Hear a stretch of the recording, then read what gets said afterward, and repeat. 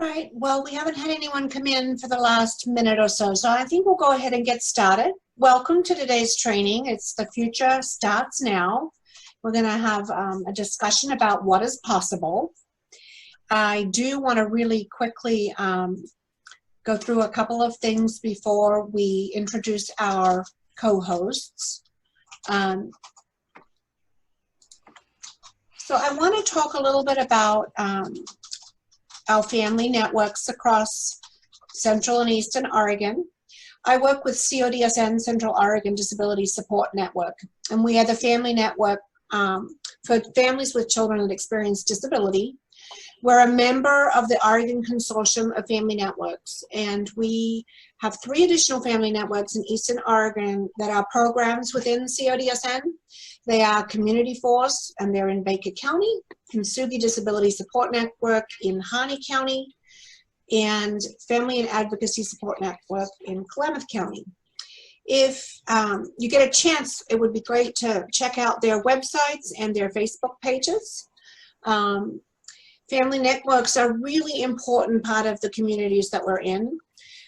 Family networks provide resources and referrals, and we are a bridge in breaking that isolation that families often experience when raising a child with a disability. Parent-to-parent connections are a natural way of sharing vision, a family's journey, encouragement, support, and resources. These make communities stronger and healthier family units. Our network staffs are primarily family members of a child with a disability and are able to share our experiences and insights. And that's what brings me to Disability World. I have a family of 5, and I'm married to my husband, Alan, with 3 children. My eldest son, Christian, Tristan, who is 19, and Lillian, who is 15. Oh my gosh, she just turned 15. That's the first time I've said that. It's kind of scary. Christian is 24, and he experiences a developmental disability. And I think it's really fitting that we talk today about employment, because this young man is employed when we don't have COVID. He works for Providence Park and for the Motor Center, and he loves his job. Like, this is like the perfect job for anybody that's his age that's into sports. I can't believe that he actually landed, I want to work this job. Like, he just, as you can see in that picture, is very excited. And his job gives him the ability to make his life more meaningful, because he is on Social Security, but he actually has an additional income. And that photograph you see up there is Christian's first independent vacation that he paid for on his own.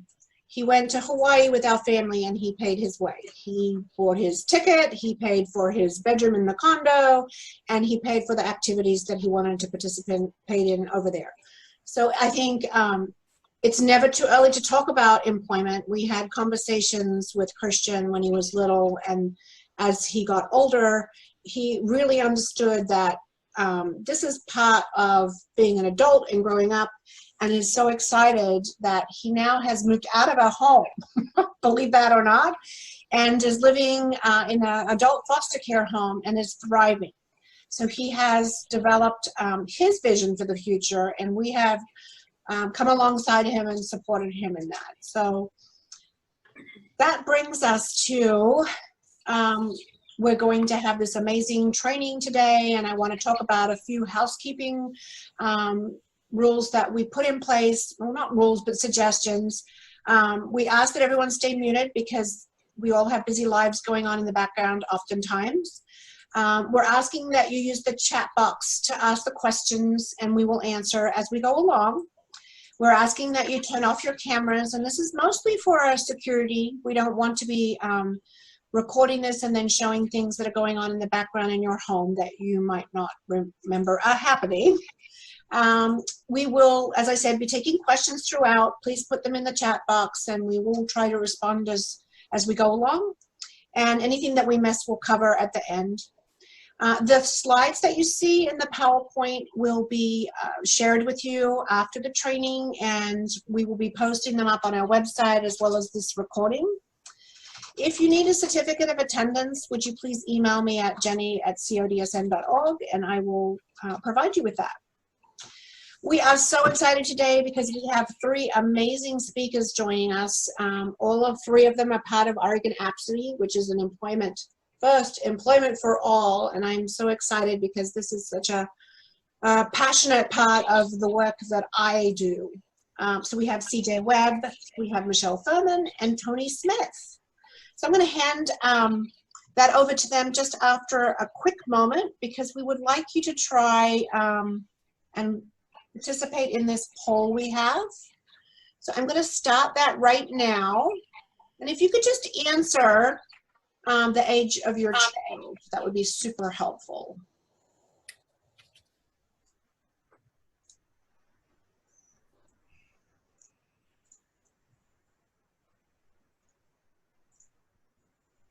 I'm just watching the percentages come in, and we're nearly there.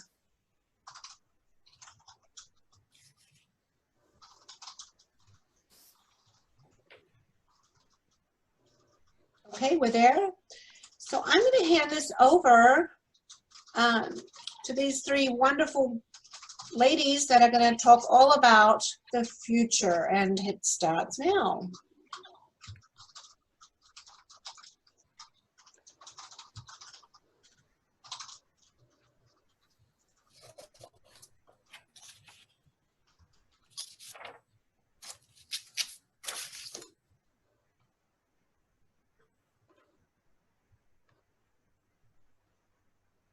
So Colleen, you said it only let you pick 1.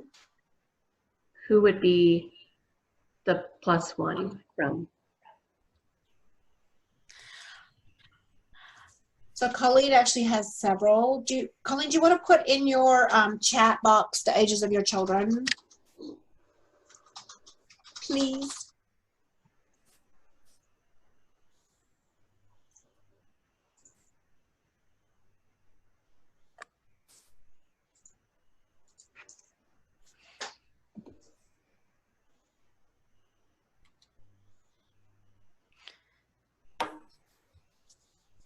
Am I going first?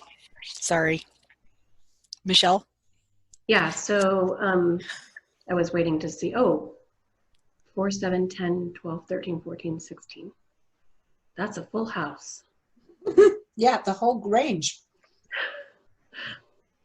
I'm just jotting these down. Thank you, Colleen.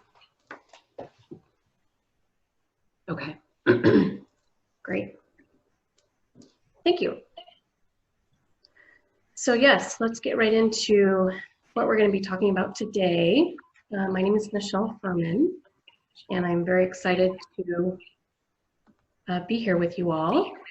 And so Tony, CJ, and I are going to have really basic discussions around what is possible and what does your future look like for your child, or what even they want, as well as future goals. And we'll go from there. How do I? I'm trying to advance. It's okay. Not. So we have an echo. Do you happen to have 2 audios going? No. Nope. Okay. For whatever reason, oh, there we go. Okay, decided to work. So there we are again.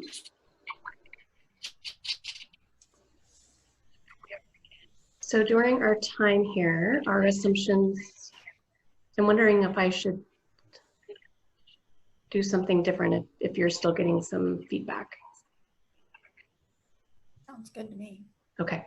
So our assumptions for our time is around that this is not specific to COVID-19. So in our previous world, what would we be talking about? Current restrictions are not going to be addressed, but we definitely want you to let us know at the end of our time together some topics that you might be interested in. So we'll have a poll at the end. We believe that no dream is too big, And we hear this all the time that, you know, there is no dream that is too big, and how do you work around that? This is about the employment and a conversation about employment. If we use any acronyms, please tell us that we are, because of the world that we live in, and we will try hard not to use them as we go along here today. And the last assumption, there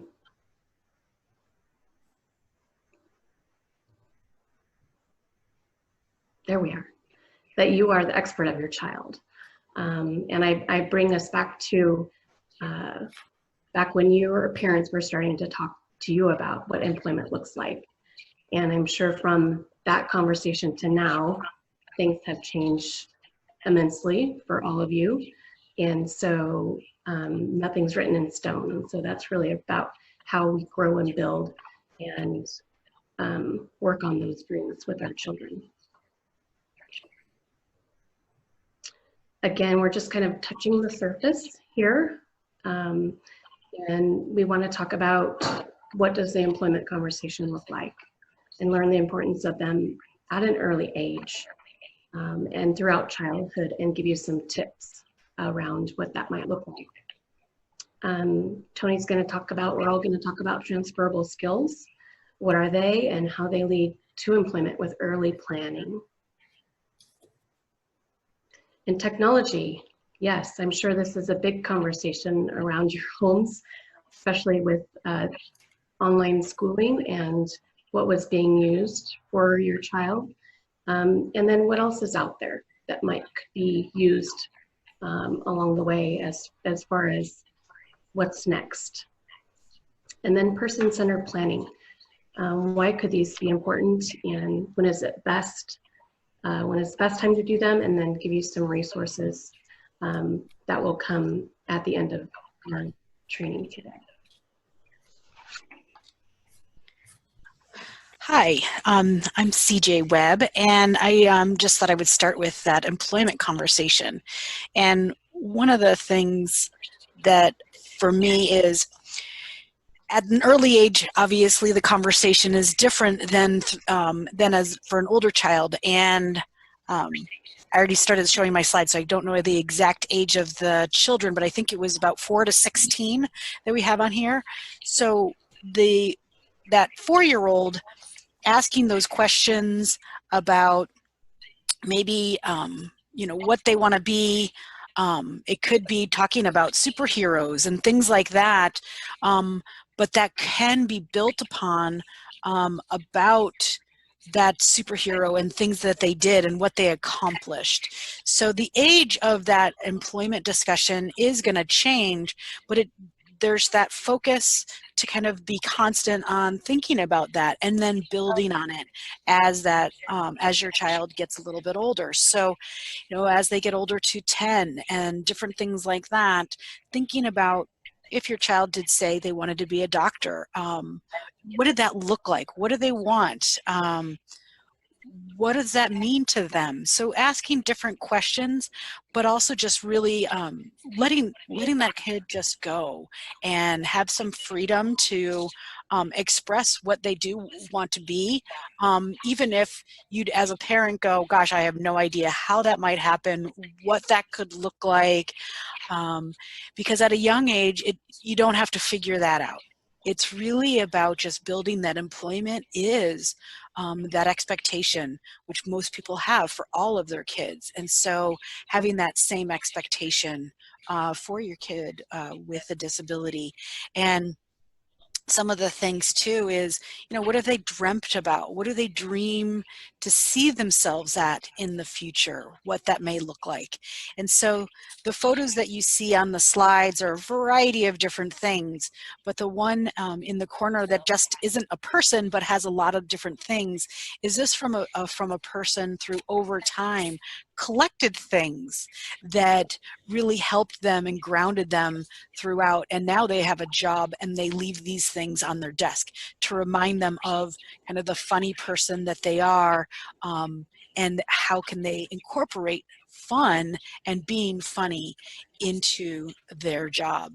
So I think it's an important piece to just explore a variety of different options and what that could look like. And sometimes it's talking about those hobbies, because sometimes hobbies do become employment. Sometimes hobbies stay hobbies, depending on what they are. Even if they're really good at their hobbies, they may not want that as a job. But sometimes, as we've seen, people who are artists and are making things, and then they can expand that into writing a book, including their art.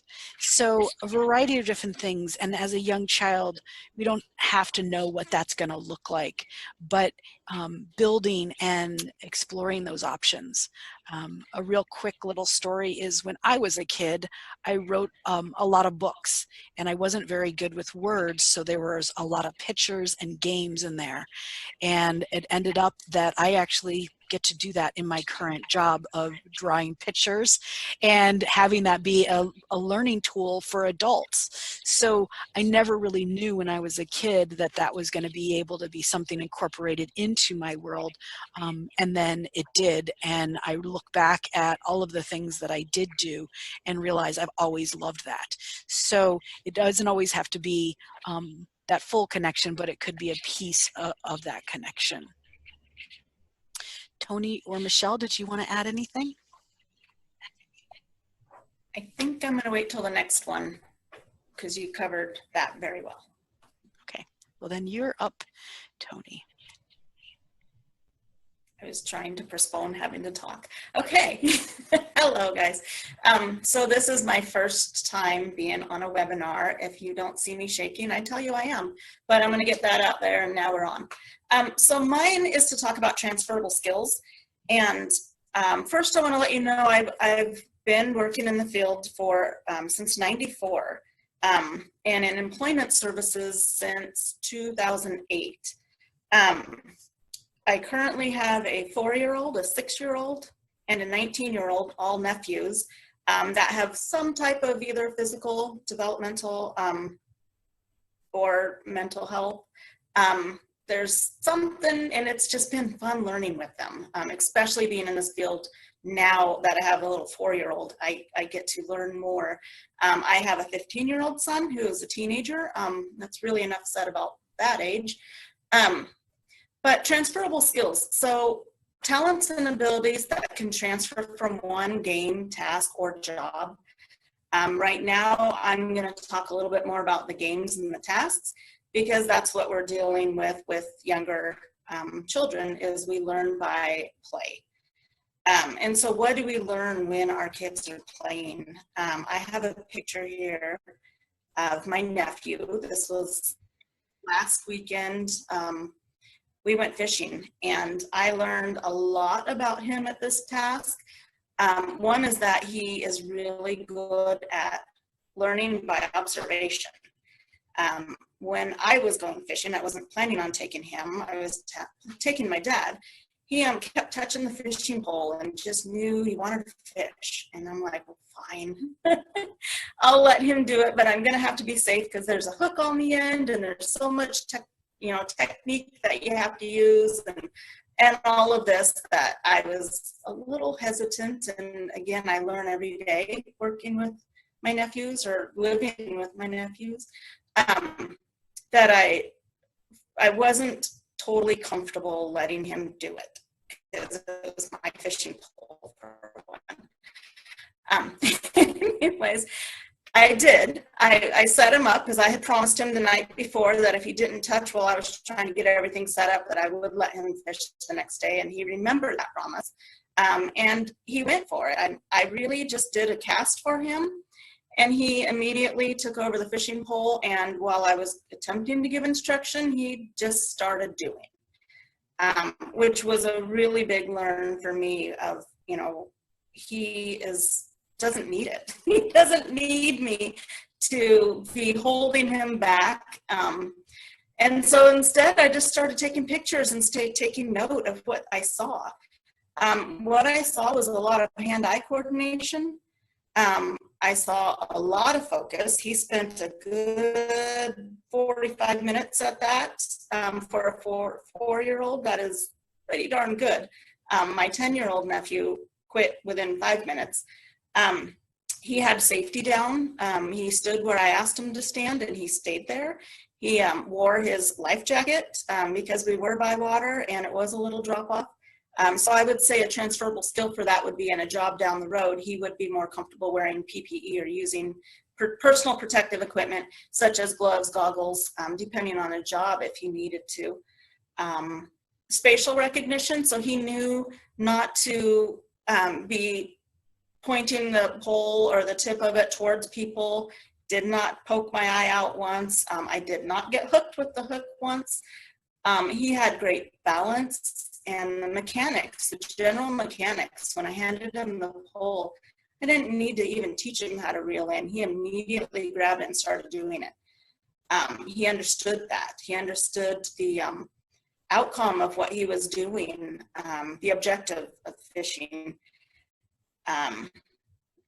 I learned he enjoys the outdoors, did not have a problem sitting there on the dirt when he got tired. Very independent, although my nephew, my dad, and my sister were all off to the side doing something different. He was doing that. That was his task. He was focused on it, and he didn't need to be part of the bigger group. So I learned all these things just by observing him and realizing, wow, this kid is going to go far.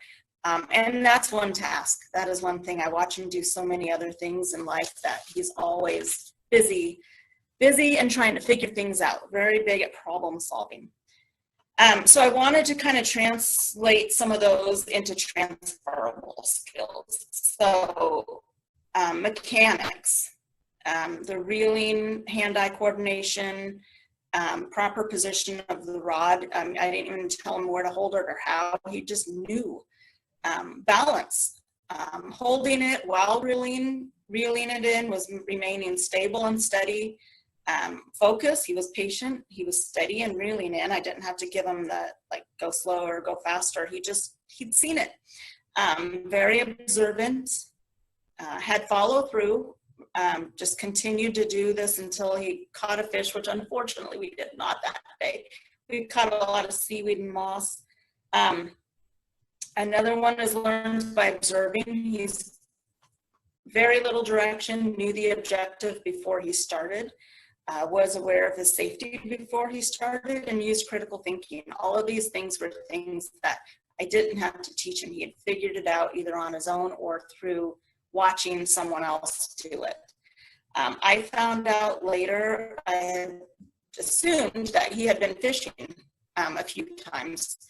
And I found out later that was actually his first time, which was amazing to me. So he is now my new fishing buddy. Some transferable jobs. So being able to do these type of skills, what types of things might interest him as a job in the future. As a 4-year-old, I guarantee that's going to change because it just does. But still, we can look at parks and recs, doing park maintenance, being a fishing guide.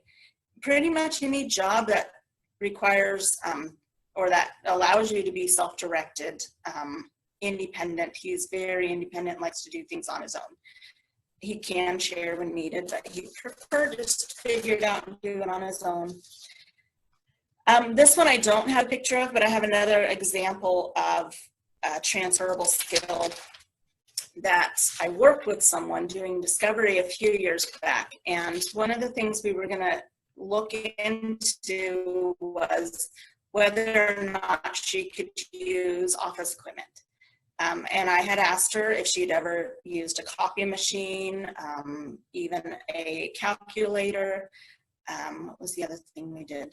Copy machine, label maker, and she hadn't. And so we were going to do some demonstration on that. And before I decided to teach her anything, I was observing her use her cell phone. She had a touchscreen iPhone. And so I asked her, how she was at using that. She played games on it. She could do pretty much anything that allows you to do an iPhone, which is more than I can do. So we decided to just check. I was thinking that if she can use her touchscreen iPhone and can figure out how to use it independently, then we're just going to walk over to the touchscreen copy machine and see what happens. And so before I gave her any instruction, the only instruction was, here's a piece of paper. Can you please make a copy? And she used all the cues that you get from using your touchscreen phone. You've got these little things that tell you what to do next. And she did it. It was very independent. And then we did a double-sided copy, and then we did a copy with staples. And then we moved on to using a label maker, same thing. So that's one that if you can do one skill and you know you can do it well, you can take that and look for different things that can transfer to. So office equipment, computer, gaming, all of those things. If you play video games, I guarantee you can look up Google Slides. My son does both of those. So I have a limited amount of time. I can go on all day talking about this, especially telling stories about my kids. If you have questions, please put it in the chat, but I think I have another slide to cover. I think. Do I make it go, or do you, CJ? Because I don't know how to change it. It's changed. I believe you're frozen, Tony. You may want to turn off your camera, Does anyone Tony. have access to change our slide? Okay, well, I'm going to improvise. Well, I can, so one of the things is, Tony, is there's two kids playing with rocks. So what people can put in the chat, what they think some transferable skills are. Oh, I got to get my bearings back. Sorry, that made me a little nervous. So this is something for transferable skills that I want to hear from you guys. If you guys don't mind putting some comments in the chat. So what do you see? And let's look at the first one. Again, my nephews, these kids just know how to keep themselves busy. Two kids playing with rocks. So we have I'm going to give you a couple seconds to start shooting in typing in some chat. Oh no. You want to turn off your camera, Terry. Turn off my camera. Okay. I'm going to find my camera.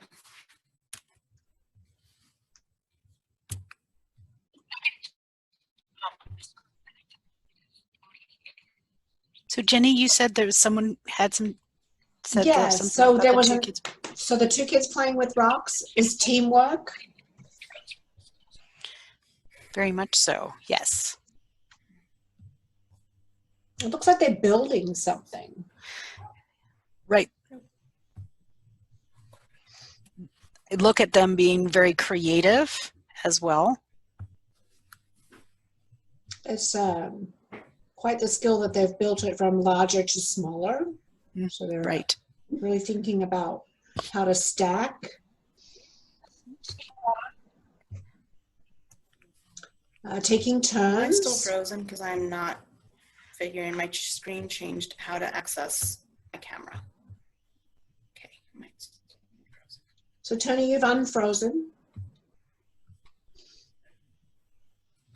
But your verbal auditory is not working. So I'm going to just keep going. So there's the team taking photos. What do you guys think? What do you see there with some transferable skills?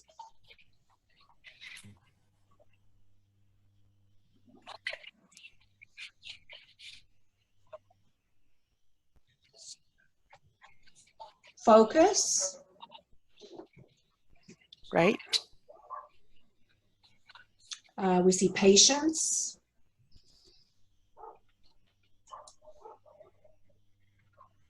I'd say also there's got to be some fine motor skills in there. How about that? Right. Right. And so can you hear me now? We have critical thinking. I'm going to just photos.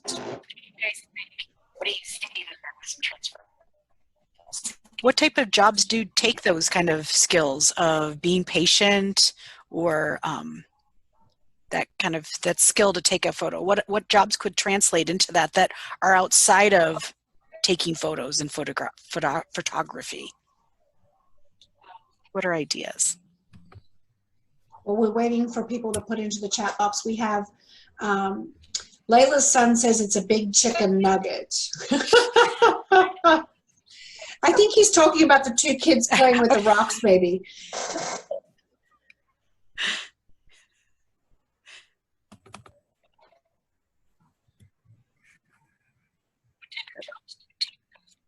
So waiting for people to think about what kind of skills that second photograph could transfer to.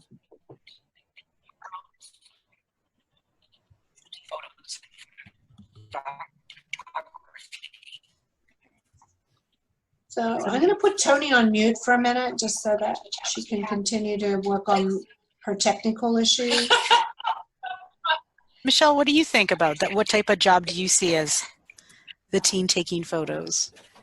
Am I still frozen, or can you guys, we're not able to figure out how to get my camera off? We can see you blink.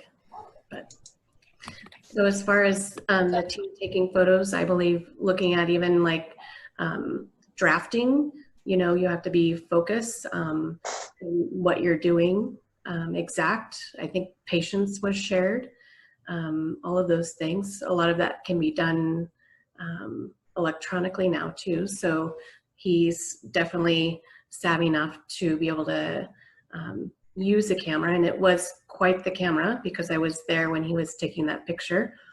There were lots of parts and pieces to it that he was putting on and off to make sure that he was able to get the best view too. So being able to handle something that I wouldn't be able to handle that. I take pictures with my iPhone. So being able to have this skill. So yeah, journalism, art, professional photography. And at least it's a good place to start as well. Right. So then we've got the child using a push broom. Mm-hmm. So what do you see that the skills involved in that?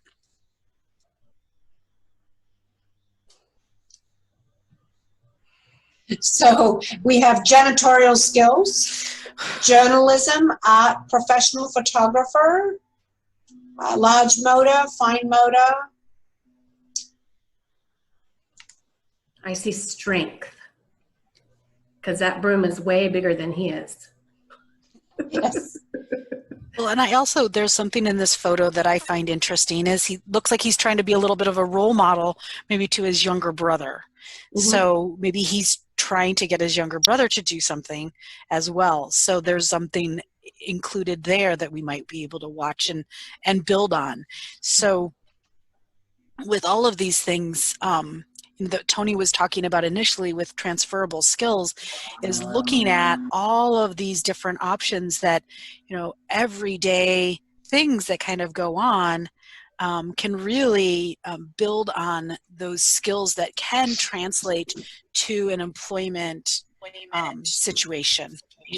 So again, it doesn't mean that they're going to go into like photography or janitorial for the third picture, but it just may be something to look at as the strength of that kid or being a role model to somebody or whatever that might be, and kind of taking that avenue. I always look at it as a lot of different avenues for employment for the child is we've got a lot of different roads ahead of us, and you don't have to take one and stick to it. You can get back off and go and take a U-turn if you need to. So there's a lot of different options with you know, looking at transferable skills and building on them as we go. We had in the chat box, someone said that that last picture, he looks like he's got a lot of concentration and he's very focused. Mm-hmm. Right. And trying other tasks and knowing does that concentration, is that only in particular things where he is using the strength, but it's not maybe when he's doing another kid thing of like coloring. So we never, it's a good opportunity to just start and try. Mm-hmm. Thank you, CJ. Can you guys hear me again? Yeah. I left my camera off. Okay. Good. We are But on to Michelle. Sounded like you guys covered everything. Thank you. Yes. Thank you. So the next slide is on technology. And just a quick question for you guys. And you can put in the chat box if you'd like. Just some things that you're using as far as what's working for your child.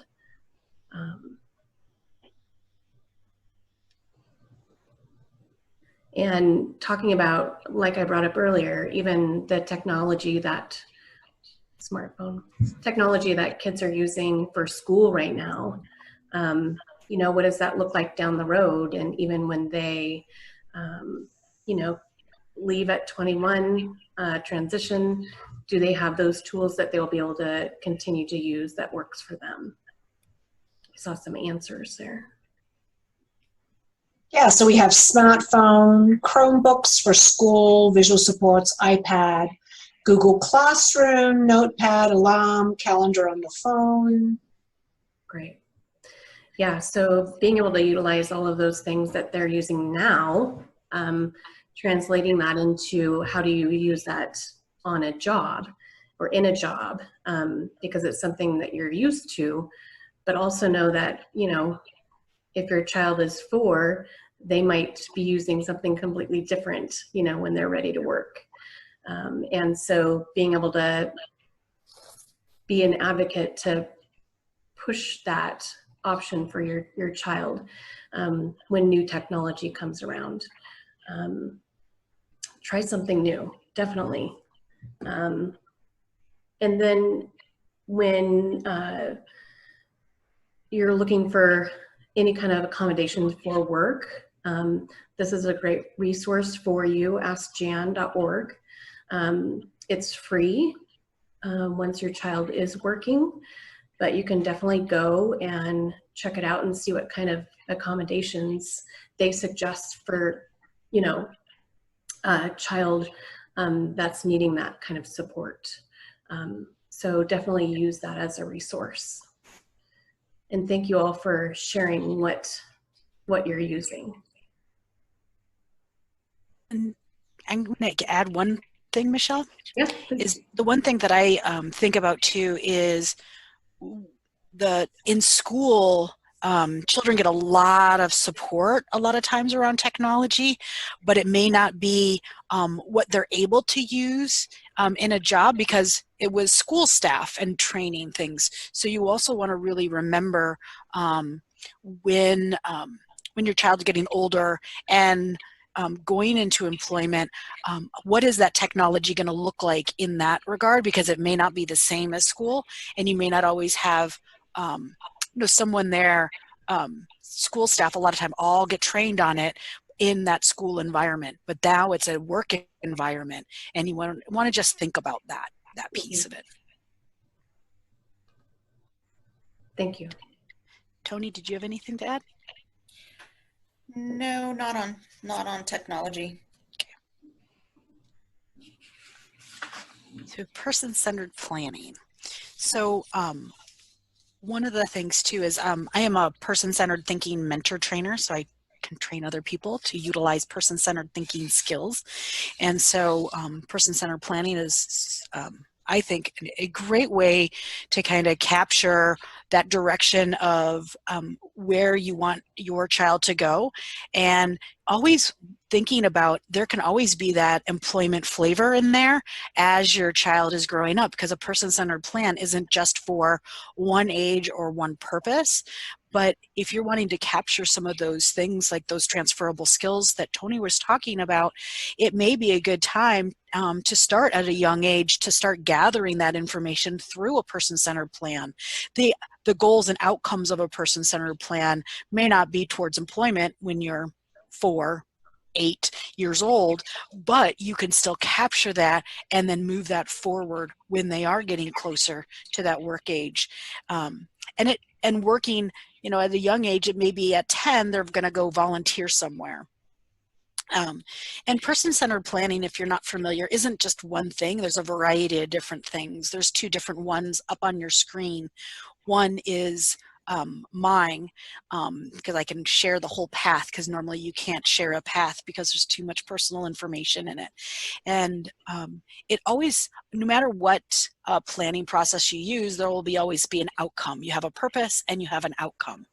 And the other one is the beginning of a personal futures plan, and that one seems to be one of the best ones to get towards employment, because it's not a long planning process, and you really do get a lot of information in a very short period of time. And it's best to have as many people in the room as possible that know your child. And as they start getting older and are thinking about employment, this is the one time I say invite people that they don't know. Invite people with interests in their area of work that they're thought about. Are they interested in banks for some reason? Do you know all those jobs in a bank? I don't. So why don't you bring someone from a bank? Or having, different things about if they're wanting to go to community college to master some skills later on, have someone from that community college join that person-centered plan. And that can happen even before they're thinking about it, just thinking about actually going to work, but thinking about work, maybe when they're 14 years old, of what direction do they want to go in, and pulling some of those people in. And one of the other things too with person-centered planning is there's people that facilitate them, and sometimes it costs money to have them done. But through the school, I would ask for the different resources to have someone have a person-centered plan. So there's always that option. And I am the Pre-Employment Transition Services Program Coordinator in my job. And pre-employment transition services coordinators can offer this as an option when your child is thinking about employment. So at that point, I have done a lot of different plans with school-age children on where do they want to go, and then what are they going to have to build on in order to go in the direction they want to go in, or find out what that direction is. So they don't always have to know exactly what it is. It could be a pretty lofty goal of the purpose is to research employment options. And it could come down to that you figure out that path by the end of that and what that's going to look like. One of the key things too is if you are going to have a person-centered plan done with your child, make sure that people know how to do the action steps that are in there, that they're understandable, that everyone knows what that expectation is, because that's very important. And also as a parent, do not take all the action steps. It's really important that other people are taking those action steps. And one of the biggest aha moments I had when I did a path with a young man, he was, 15 years old. And that was when his family said, oh my gosh, we love our kid, we love doing things with him, for him, all that stuff, just like any parents would. And they said, oh, but if he's going to want to do and explore these options, it may need to be his cousin or our neighbor or his aunt or other people that he really cares about in his life, helping him figure out what that looks like for him rather than just the parents. And it was really great because that wasn't part of the purpose, but it was what happened at the very end of when they looked at all of the things that their kid really wanted to accomplish and do in their lives towards actually going towards what they wanted as a career. So I think it's important just to open up all of those avenues there. And that takes us to the different perspectives, because that in a person-centered planning, you learn different perspectives about your own kid and what are those things that other people just really like. But also, this doesn't negate supports and things that are really serious and important to know about, but it helps with those perspectives. Michelle, was Tony next or Michelle? Darn it, I don't have my notes in front of me. Me. Okay. Tony, did you have anything to say about the different perspectives? You can go first. Go ahead. Okay. I just am going to add for myself specifically when talking about family and what children do when they're with family versus when they're not. I mean, I'm a good example of that. I'm the youngest in my family, and I am pretty much helpless at home when I go down to visit my family.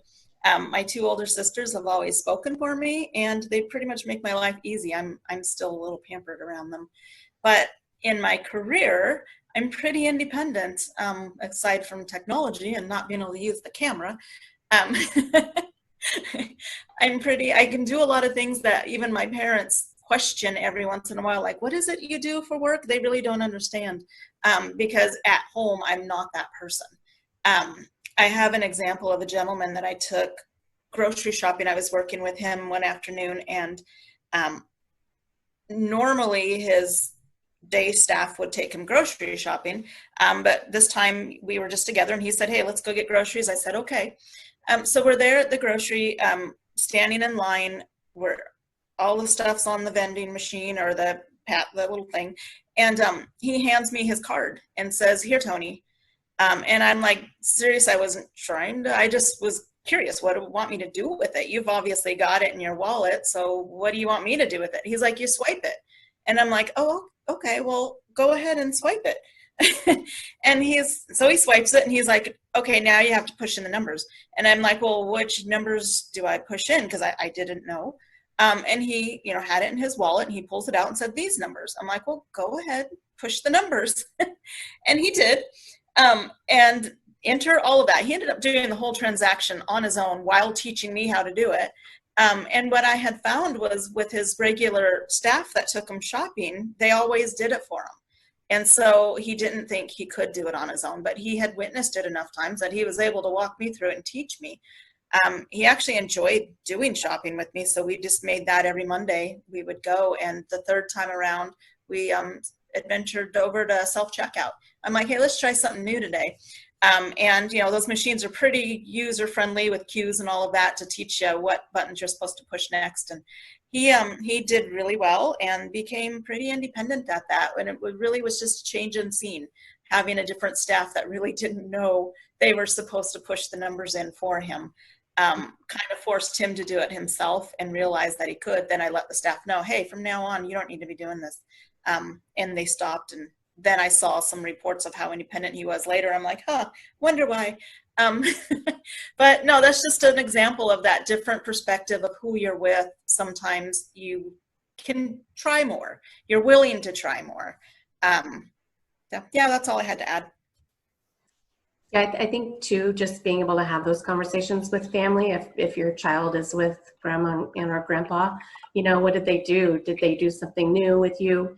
And what did that look like? And then even with friends, if your child is hanging out at someone's house, what are things that they did there that maybe they would not have done at home? And then how can you help support them and maybe implement those things at home? Or maybe it's just that they don't want to do them at home because it's being done for them. So how do you support your child in learning new tasks? And so, yeah, I believe that that's important too, to just give them the opportunity to try. And it's okay. So I think that's how we grow and build as parents and as children, of course, too. Thank you. So this is for those that are here with us. We really want to thank you all for attending this training, and we would love to provide additional conversations, additional training on things that would be of interest to you. I know that Jenny said this will go out on SurveyMonkey, but we wanted to give you a chance here in the next few minutes to let us know what are some other things that you would like to learn.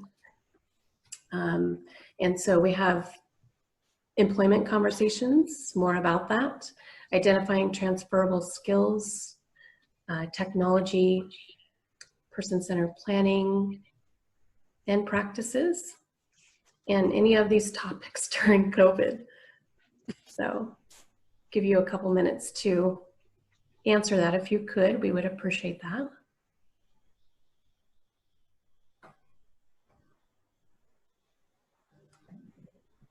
And while you're doing that, our last two slides are of resources. And again, these will come to you via Jenny. Thank you, Colleen. Transferable skills. Okay. Some great resources around that person-centered planning, tools and practices.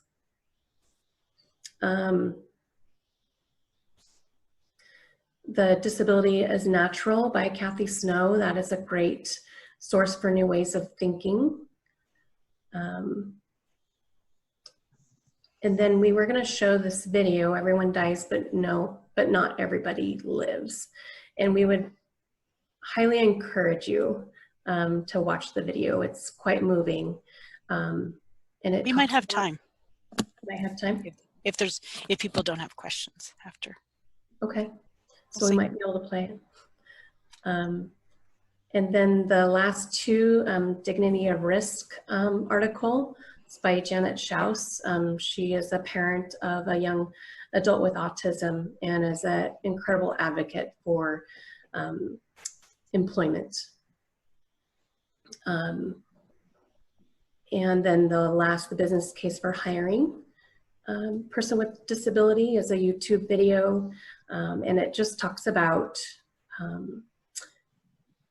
what the business has experienced in hiring people with disabilities. I believe that they, at the time, hired 40 people with disabilities, and they're just the benefit of that and how that changed their business and their model, and just being able to have that voice of anyone can hire someone with a disability.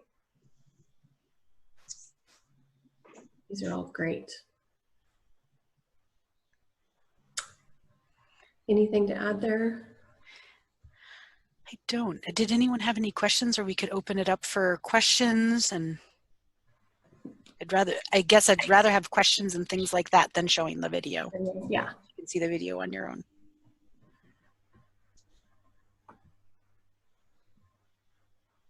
Are you jotting those down, Jenny? I am. Okay. Thank you guys for giving us your feedback.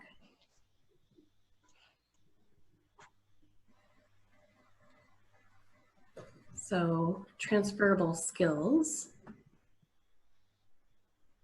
person-centered planning,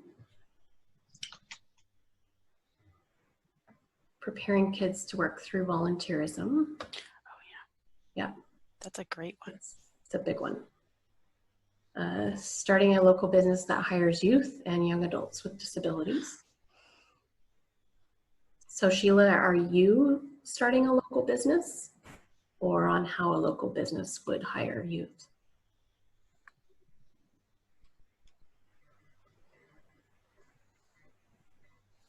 Both. Okay, great. What did she say? Both. Okay. Awesome. With the smile. With a smile, yes. And there are some summer work programs out there that will hopefully be back up running in 2021. As part of my job, I oversee them, and vocational rehabilitation is not supporting student work experiences this summer due to COVID, unfortunately. Are there any other questions for us?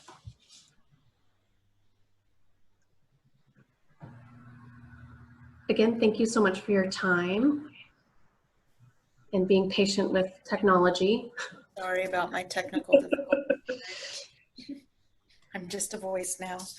Yeah. I do recommend to go and watch the Prince U video that the link will be in there. It's just really pretty powerful on just experiencing life and enjoying the things that you do. Exactly. Awesome. Well, thanks everyone for joining us today. Thanks, ladies. That was very informative and great information. We look forward to sending you the email with all of the resources, and we hope you have a wonderful afternoon. Great. Thank you so much, Jenny. Thank for you. partnering Thank with you. us. Yes. Jenny. Thank you.